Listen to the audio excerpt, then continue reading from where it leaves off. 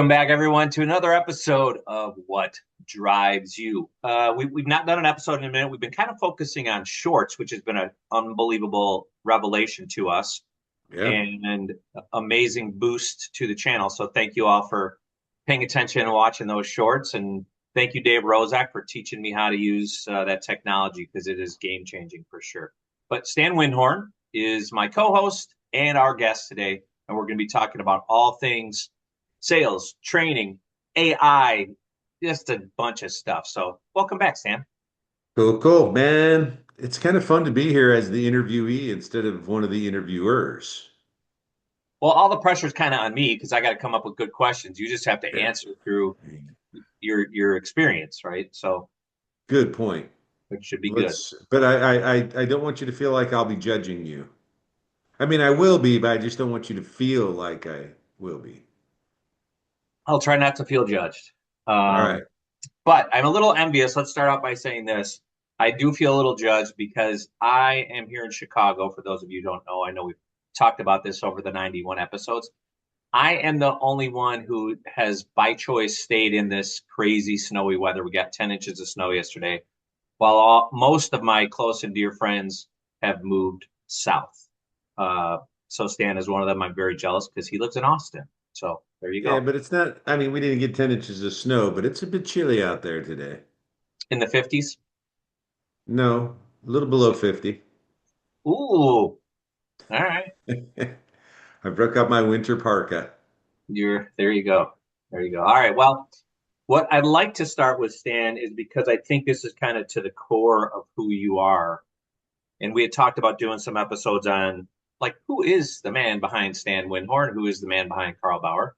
But we can maybe kind of thread that together a little bit here today on this episode, which is sales. You have always been, I could throw another adjective in there, entrepreneur.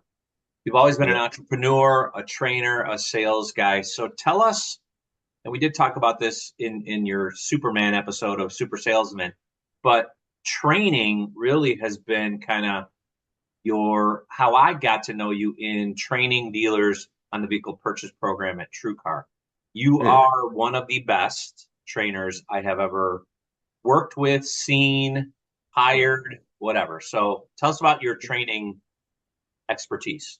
First of all, my goodness, I'm just so flattered, but thank you.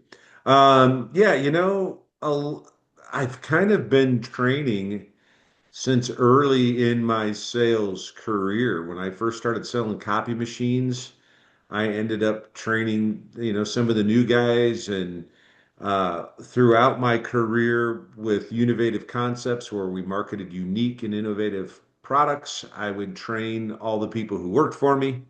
So I've been doing it for a long time. Of course, I just finished well, not just a year or two ago, I finished a 13-year run as the National Director of Dealer Training for TrueCar. And that was, I feel like it was a really successful run for me, at least. It was very gratifying. But I really think it was all those years of doing all these different kinds of things, even some things that were a little bit wacky, but different kinds of training that really led to, kind of what happened within the automobile industry is and me as a sales trainer.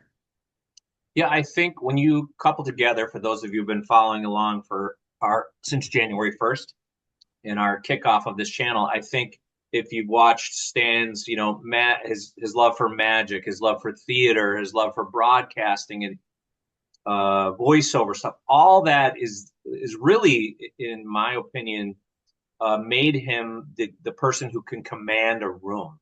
I've watched him on a couple occasions. We joke about it. I still have video of it where he just walks up on an open mic and starts singing, or he walks up on a magic, does some magic stuff where he's just the guy. So that the ability that you have to go from kind of this, no offense intended, pokey, big, kind of happy-go-lucky guy to like I'm in freaking charge is a skill that you have polished over years. Did you just call me hokey? You know, hokey pokey. Hokey? Well, yeah, I mean, I don't know. I certainly don't have a problem being in front of a room, and I have 0.0 problem with, making some fun of myself. So yeah, if I get up and just start singing or something like that, it's not because I think I'm great. It's because I'm hoping it'll make, people laugh. Same thing with the silly magic tricks that I do. It's mostly just to put a grin on people's face. But I do like training.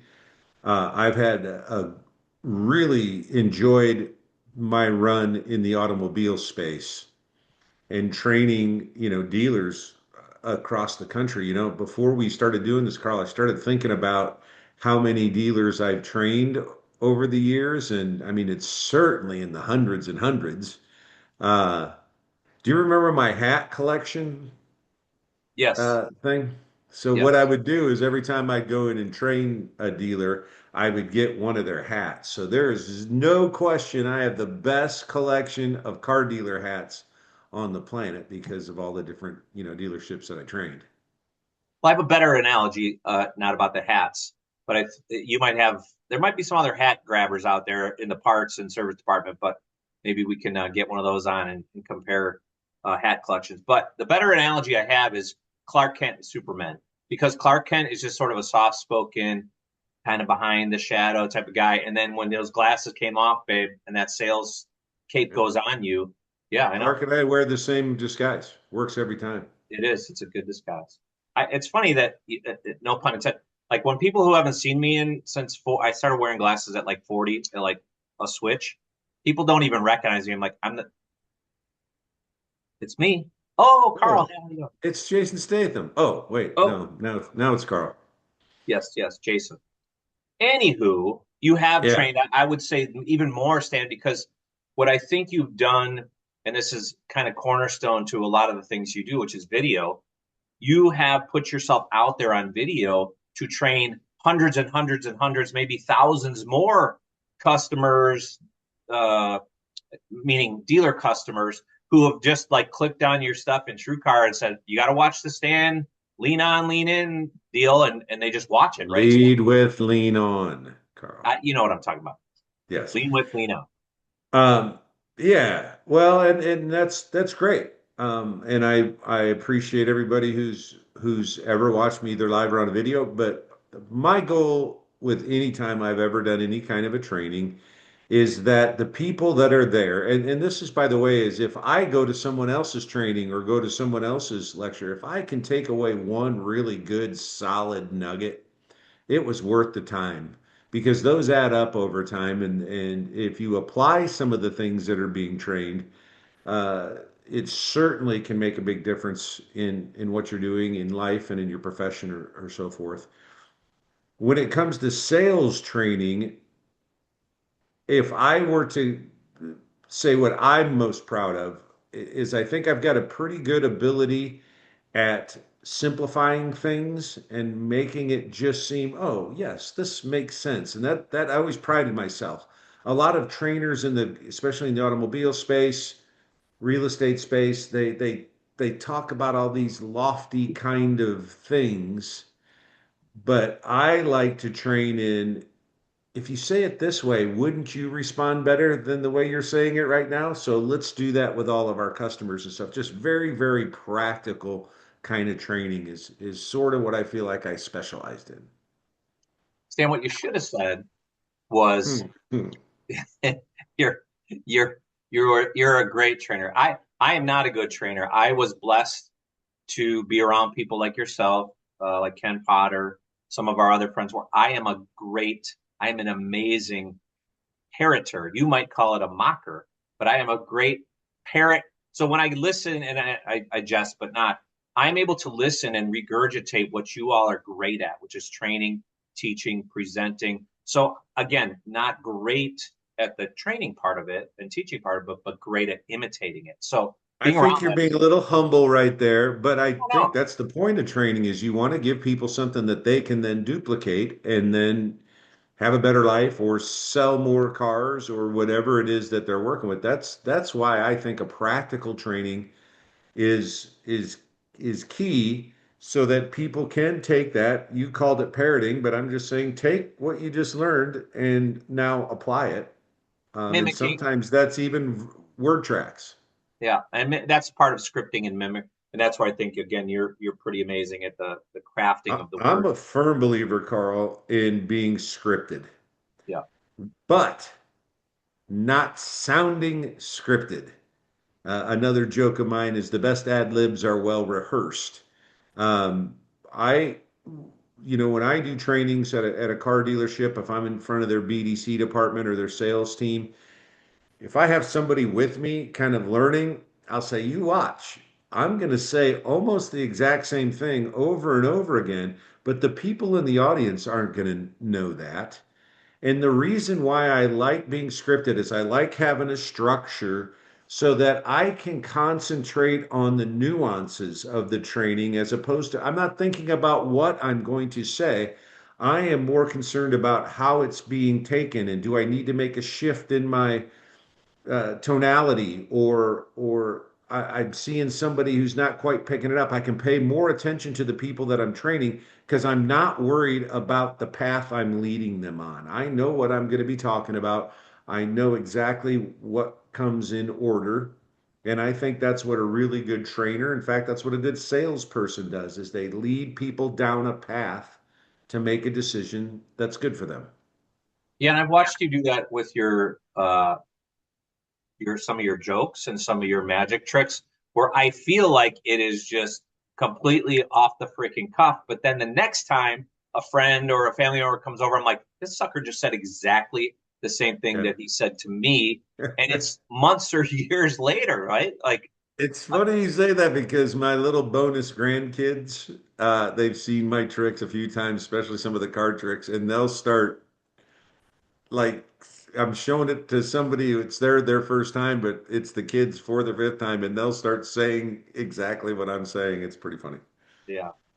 Well, you said something the other day. We had a guest on who's sort of a young up and coming uh, AI expert, and mostly from a operator BDC um, voice Yeah, a yeah. vertical. What do you think Sharp young AI? man. Yeah, Braden, he was great. What do you think AI is going to do to first training and then sales and then voiceover and then the BDC? Let's kind of go there if you could keep track of those. Well, training wise, I mean, I have started embracing AI and creating videos, which and things like that. So I think it can make creating solid training easier.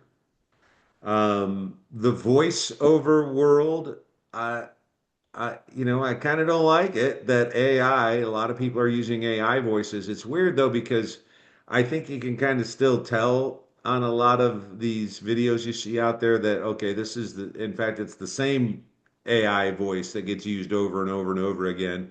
As a professional voiceover artist, I don't like seeing those jobs go somewhere. But listen, you can't stop progress. The voiceover industry changed. When I first started, you had to know the studios. The studios had to know you and what you could do. And it was about building relationships. And then along came the internet and microphones on our computers. And for years now, anybody could try to be a voiceover artist and just submit things just from their computer. They didn't need the studio or anything like that. So the next evolution of that is going to be AI.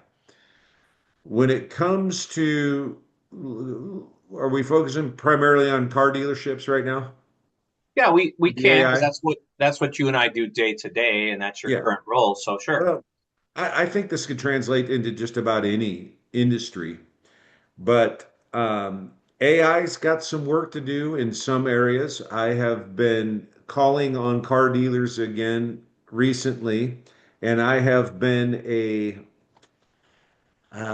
critic, I guess I would say, of a lot of car dealer phone answering systems, although it's not just the car business, but this endless press one for this, press two for that, being on hold forever is a horrible way to treat your customers. And I think it's a mistake. And now I am noticing AI being the receptionist or the appointment taker at dealerships and so forth, and some of them are better than others. Let's put it that way. I have found that a lot of them are, I think a lot of them maybe haven't come from people within the industry since you and I are cars. I think a lot of the AI that's out there for car dealers right now is being developed by technical geniuses way smarter than me, but they don't really know the car business. There's a few exceptions out there. So AI is only as smart as it gets trained. And what I have found is there's a lot of stuff out there right now that, yes, it can engage with your customer and have a conversation that's pretty impressive. But what is that doing for your business? What is that doing for your car dealership? Is it literally setting appointments for you? Is it doing that kind of stuff? Or is it just saving you from having somebody to answer the phone? So that would be my caution to look at that. But there's some good stuff coming, man. Yeah, so that leads us to, you were headed that way, but to BDC. So let's Hmm. talk about what, and then Braden, talked a little bit about. I think his business is more focused on reception and Reception. service Yeah, yeah. than BDC, because BDC is like Yeah. you've For almost got those that are to. watching right now, BDC stands for Business Development Center. Every car dealership has some form of a BDC. When they get leads, either from their own website or from the manufacturer or from uh, companies like TrueCar and Auto Trader and whatever, they get these leads in. The BDC department's job is to reach out to those leads and turn those leads into appointments, get people to come into the dealership. That's job number one. And here's something, Carl, that I'm seeing in some of the really good BDC AI, sales AI that's out there right now is it can do some things that I think have been, in all of these BDCs I've trained over the years, I mean, hundreds and hundreds of them, there's still some things that were really tough to deal with. Just the human factor. Is that person feeling good that day? What's their enthusiasm like? How well have they been trained? Typically speaking, BDC departments have a very high turnover. So you're constantly having to retrain. That's one of the things I like about some of the better AIs that are coming out is you don't have, not only do you not have to retrain it, but some of these better AIs, they're as dumb as they're ever going to be today. In other words, every day they're going to get more and more educated and better and better and better. That can be really, really super cool. But kind of going back to what you said first, Carl, you know this. The job of a BDC is to set appointments and get those people to come into the dealership, your dealership. Um, there is a little, I guess I call it a math equation, and not one single dealer out of the hundreds and hundreds that I trained ever could argue with this. I would ask BDC agents, would you agree with me that just getting that person, that car buyer, to engage with you, to engage in a conversation, is that more than half the battle of your job? Every Yes, sir. single one of them says it's a lot more than half. So if any dealership, if any BDC can come up with a way, and this is what I used to teach, proven techniques or proven technology that gets more ready to buy customers to engage with you and your dealership instead of the competition, will you sell more cars? The Yes. math equation is more engagement or more conversations leads to more appointments, and more appointments leads to more sales. Not one dealership in all the hundreds I've trained would ever argue with that simple math. Yeah.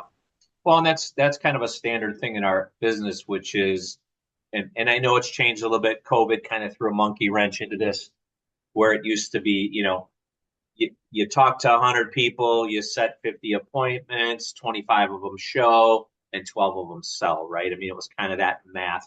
I'm very generalized there. So in the Yep. comments, please don't blow me up because some of that's changed.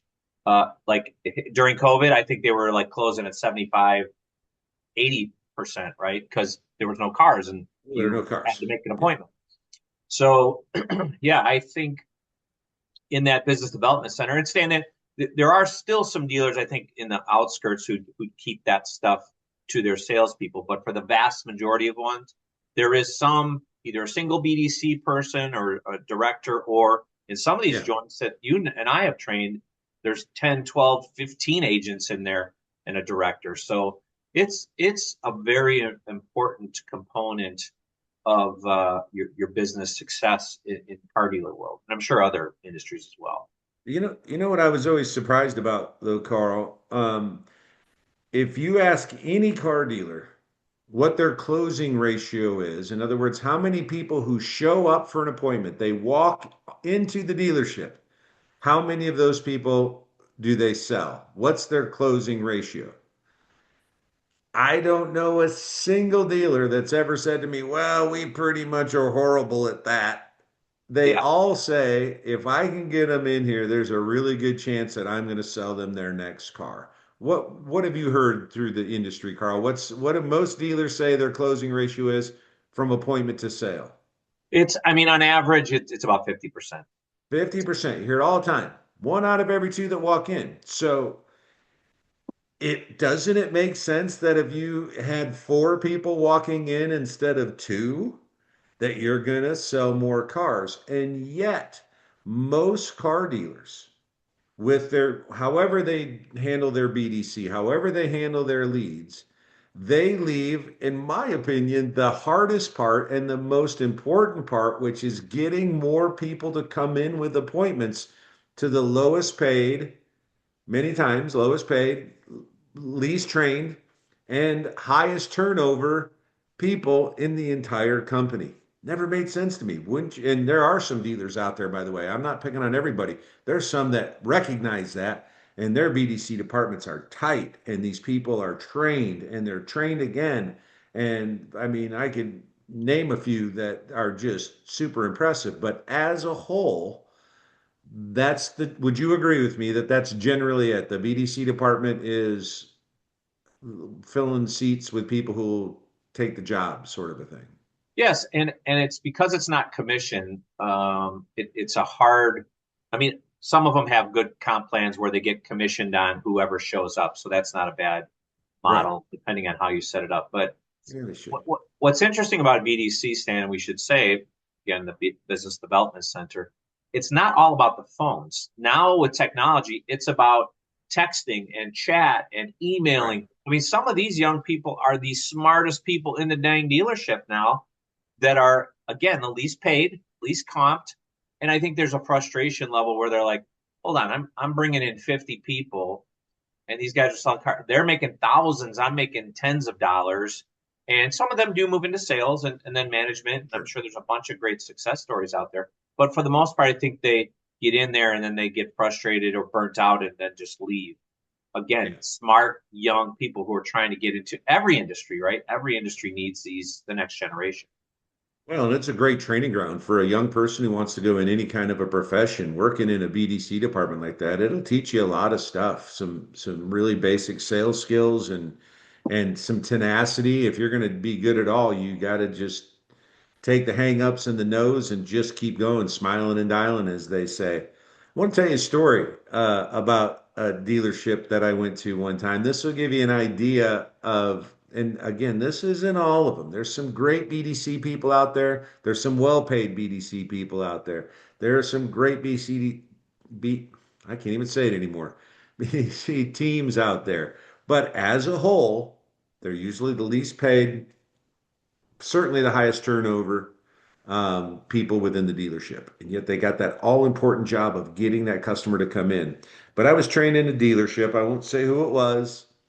Um, and, before I would go in and ever train anybody, I insisted that management come to the training as well so that they could reinforce what I'm teaching.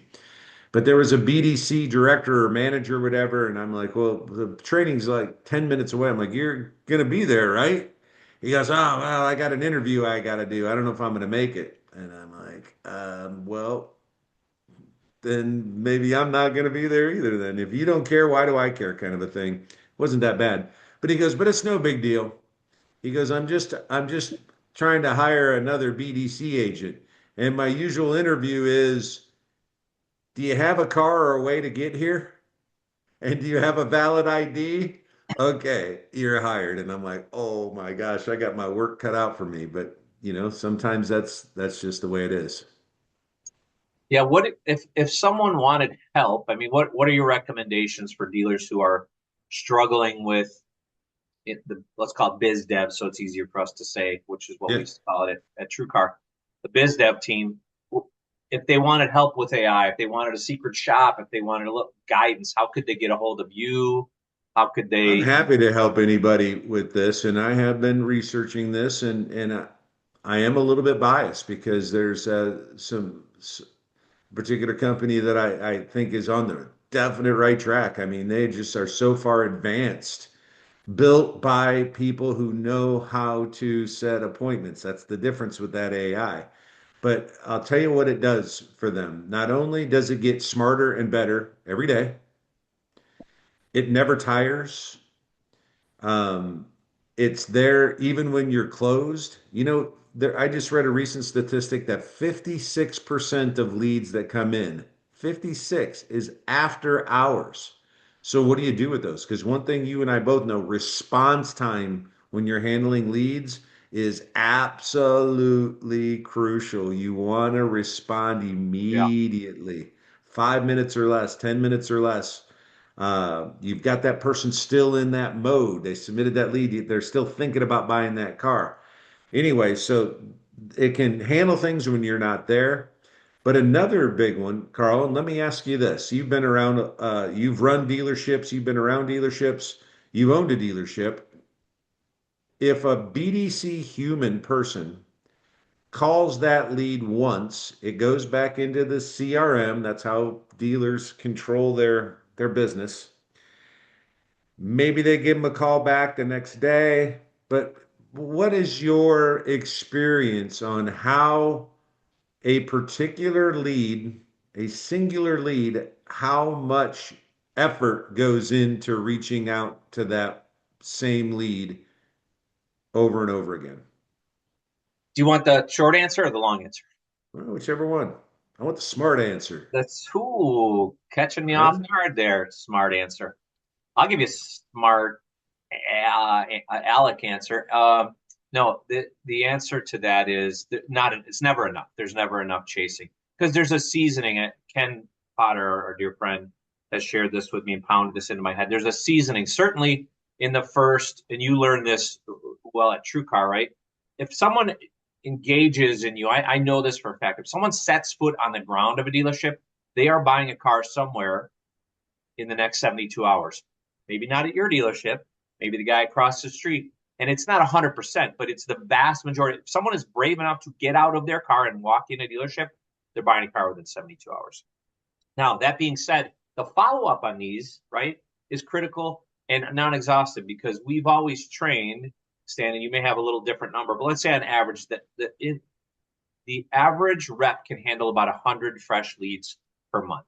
Because remember, Yeah, it goes somewhere between 100 to 150, I think is the general rule of thumb. You're right on the money. well, let's use 100 because math is easier.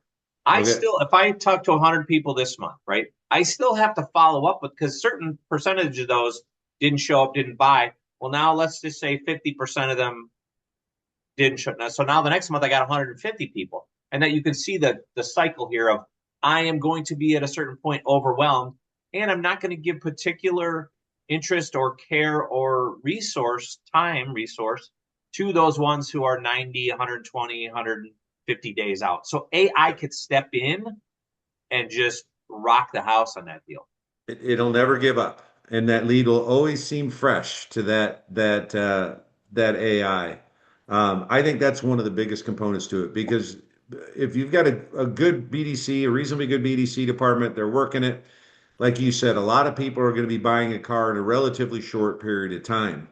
That's low hanging fruit, and you should get every piece of low hanging fruit you could possibly get. But there's still a lot of fruit that isn't that easy to get, and I think this is where a lot of traditional BDCs can fall short because you get burned out on calling the same people who aren't answering or hanging up, and you just like, okay, that's not a what you and I both know, it goes into the CRM as bad number or not interested because that person, that human, and I don't blame them, doesn't want to call anymore.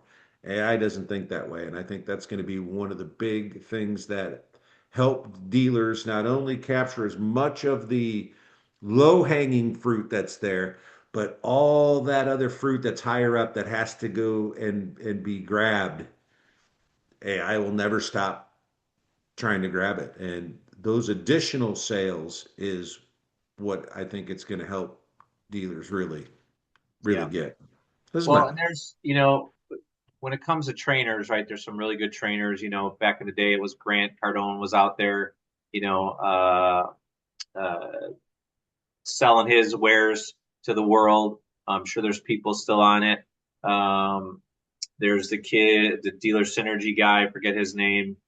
Um, but if I was going to hire a trainer, having watched you work, I would hire you and whatever, because I know you and I talk about this all the time, right? Is you don't represent tools, products, companies, services that you don't believe in or have seen work. won't So do it. whoever's watching this, I would encourage you to reach out to Stan. Why don't you give out your Gmail, or your cell number, whatever you want, that they can just pick your Yeah. brain, right? See what your Sure. Well, weapon. first of all, you can find me on LinkedIn. That's always a great way. Stan Windhorn on LinkedIn. StanWindhorn@gmail.com. Reach out to me. Um, I've been looking into this pretty heavy lately, folks. So if you're looking for some answers, if you're looking for some ways to plug some of the holes that you have in your current system, I'd be happy to make some recommendations for you because Well, and there's some good stuff. There's yeah, a lot of stuff out there right now, Carl. A lot of AI stuff in every industry, but especially the car business. There's a lot of AI, and it all sounds like it's really cool, but there's not that many that were developed and trained by true car people, and that's going to be one of the big differences when you're selecting that kind of thing. yeah, and what I liked about what Braden said, again, I think it's episode 90. If you want to go back and check that out, is human first. I like that. I think that was the Mm. phrase that he used. And you have a really good balance of AI, scripting, training, really, because there's always going to be a human component. People are still buying cars. While you and I Yep. are alive, people are still going to buy cars from people. That's just how it's going to be. There's So, no way that a car dealer or any other business should be considering AI to help them set appointments or, making sales of any kind without being backed by a human. It is absolutely crucial, especially, I mean, at this stage of the game of AI, you shouldn't even consider it if it's not backed by humans because there's going to be times where curveballs get thrown and it has that AI hasn't been trained yet on how to hit that curveball. And so it'll go into this weird AI loop. So you gotta have backup by humans. It's crucial. But it still can be entirely more efficient, and that's kind of one way to look at it. All right, humans are the way to go, and what this AI is doing is making those humans way, way more efficient. But yeah, I wouldn't consider any kind of an AI solution that isn't backed by humans. well, we had Dave Rozak on a few weeks ago, just a couple episodes ago. If you want to check that one out, I love the way he said it. You got to build those guardrails, right? You want the Yeah, guardrails to be empathetic, compassionate, kind, joyful, or do you want it to be like cutthroat, get your butt in here, we got a deal today type of thing? yeah, You got to be careful, and that's why human has to be part of it. yeah, absolutely, absolutely. It's good stuff. Good stuff coming. Well, Stan, thank you for sharing. I know you've been spending a lot of time on that, and I just appreciate you. There's certain things that you grab like a dog in a bone, and you just dive into them. AI is certainly one of them. Training has just been a part of your life for so many years. You're just Yeah. a wealth of knowledge on that. So thanks for Well, sharing. thanks. And I think that is why I'm diving back in. I was kind of out and then they dragged me back in. But part of it is because I have helped so many car dealers across the years. And all of a sudden, I'm seeing technology like AI that is solving for some of the things that you can't train it. You can't you can't, you always should have human factor in there, but it can just do things that it's just not possible for humans to do. So that's why I'm excited about it, is because now you can take these really practical and proven talk tracks and techniques and apply them in a way where you're just not missing some of the other issues that people have had in the past. You know, sick days, HR issues, commissions. I mean, the list goes on and on and on. So I think that's where it's getting pretty exciting for me, at least.